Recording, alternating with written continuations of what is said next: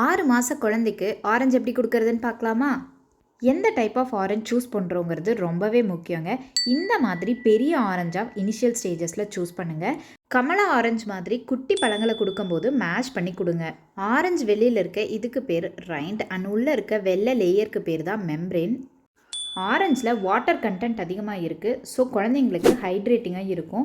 And இதில் நார்ச்சத்தும் அதிகமாக இருக்குது. ஸோ கான்ஸ்டிபேஷன் ப்ராப்ளம்க்கு யூஸ்ஃபுல்லாக இருக்குங்க. ஆரஞ்சில் விட்டமின் சி அதிகமாக இருக்குது. அது இரும்பு சத்தை அப்சார்ப் பண்ணுறதுக்கு ஹெல்ப்ஃபுல்லாக இருக்கும். கூடவே விட்டமின் ஏ அண்ட் பியும் இருக்குங்க. 6 மாதம் கம்ப்ளீட் ஆகி காம்ப்ளிமெண்ட்ரி ஃபீடிங் ஸ்டார்ட் பண்ணும்போது இந்த மாதிரி வெஜ்ஜஸாக கொடுங்க.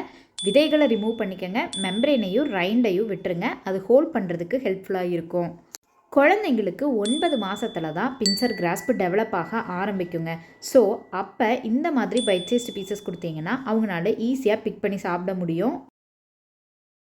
1.5 வயசில் இந்த மாதிரி பெரிய வெஜ்ஜஸை மெம்ப்ரேனையும் ரைண்டையும் வச்சுட்டு கொடுங்க. அவங்களுக்கு ப்ளேஃபுல்லாக எப்படி மெம்ப்ரேனை ரிமூவ் பண்ணுறதுன்னு சொல்லித்தாங்க. மற்ற ஹெல்த் பெனிஃபிட்ஸ் பார்த்தீங்கன்னா கட் ஹெல்த் இம்ப்ரூவ் ஆகும், இம்யூனிட்டி பூஸ்ட் ஆகும், எலக்ட்ரோலைட் பேலன்ஸ் இருக்கும். இந்த வீடியோவை சேவ் பண்ணிவிட்டு மறக்காமல் ஃபாலோ பண்ணிவிடுங்க.